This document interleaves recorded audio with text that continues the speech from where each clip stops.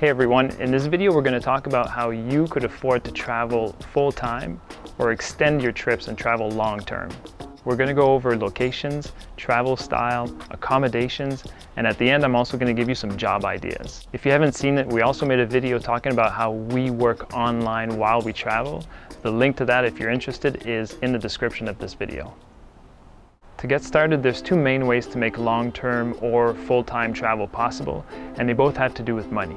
First, you want to travel as cheaply as possible to reduce your expenses. And second, you want to find a way to earn money to cover the costs that you do have. So first, we're going to talk about finding cheaper locations to travel to. Obviously, if you find somewhere that's a little bit cheaper than where you live at home, you might be able to stretch your dollar and travel there for a lot longer. Something that I like to do and that I find really helpful is to look up the cost of living to a country or a city that you're thinking of traveling to. So you can check out a website like Numbeo, for example.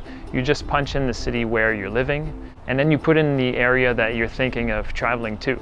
And you'll get a pretty full, detailed comparison of the cost of living in the place that you're living and the place that you're thinking of traveling to.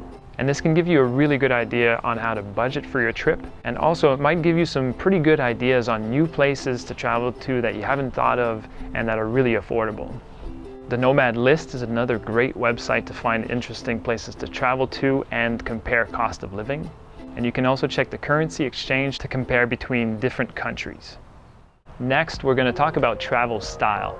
So when we first started traveling, we would travel pretty quickly. So we would usually go to a new town or a new city every couple days, and this can be really fun. You get to see a lot, but it inevitably is a more expensive way to travel. So for the past few years, we've kind of adopted the idea of slow travel. So we'll spend a lot longer in the same place that we're visiting, sometimes maybe a month or even 2 months. And obviously by traveling like this, we don't get to see as much of the country that we're visiting. We don't see as many different attractions. It's really a different way to travel. It feels a lot more relaxing and it feels like you get more of an authentic experience. And at the same time, it ends up being much cheaper. It's also a good idea to limit expensive tours and attractions. Again, I feel like you can still get a really enriching travel experience without necessarily doing those tours and attractions. For example, when we went to Paris a few years ago, we went to see the Eiffel Tower, and you could pay quite a bit of money to go up the Eiffel Tower, and we just decided not to do it. But now when we think of our trip to Paris, it still feels like we really got a good feel and a good sense of the city. And I don't think that if we would have paid to go up the tower, it would have made the trip that much better. Another really important thing here is setting a daily budget. When you're traveling, it's easy to just spend a little bit of money here and there, and when you don't have a budget and you're not keeping track of it, your expenses can kind of get out of hand. So when you set a daily budget for food, accommodation, transportation, entertainment, you know by the end of the day if you've spent too much money on entertainment, for example, that you need to cut back. And having a budget and following a budget like this can really help save a lot of money in the long run. Next is accommodations. So I'm going to give you some ideas here on finding free accommodations, usually in exchange for volunteer work. So you can check Woofing for working on organic farms in exchange for room and board. There's also HelpX, Workaway. House sitting is another great option. If you own a home or own a condo, you can also try some home exchange or house swapping. Also, if you're traveling and staying in different hostels, we've met a lot of people in our travels that did some volunteer work for a hostel, and in exchange they got free room and board. So this can be a really great option, a fun way to meet a bunch of new travelers and travel for really cheap. You can also work as an au pair, which is when you live with a family and take care of their kids. Couch surfing is another good option. All right, now we're going to talk about job ideas.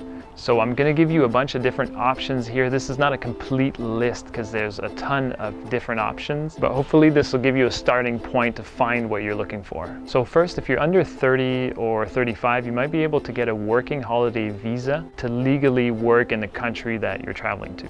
You can work in hospitality as a tour guide, street vendor, sports or fitness instructor. You can teach a second language. There's also a lot of farm work available.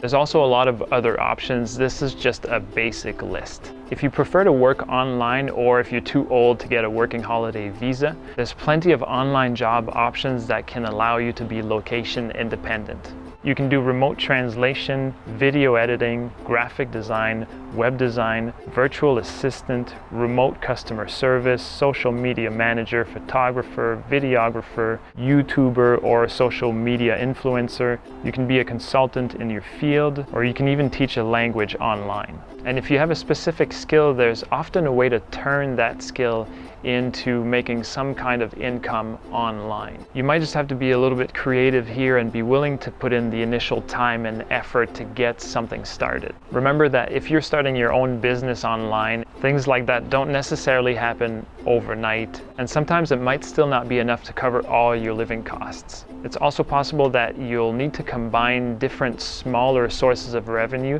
to make a sustainable income online. So I know it might seem a bit overwhelming if you're trying to make long-term travel a reality and you're trying to find something that works for you, but there are plenty of resources out there, and we've met a lot of people who have made it happen. You just have to be a little bit creative and really persistent. Again, if you haven't seen it, we made a video about how we work online while we're traveling, just talking about some of the challenges and how we make it happen. So the link to that is in the description of this video. Please go ahead and share this video if you found it helpful, and thanks for watching.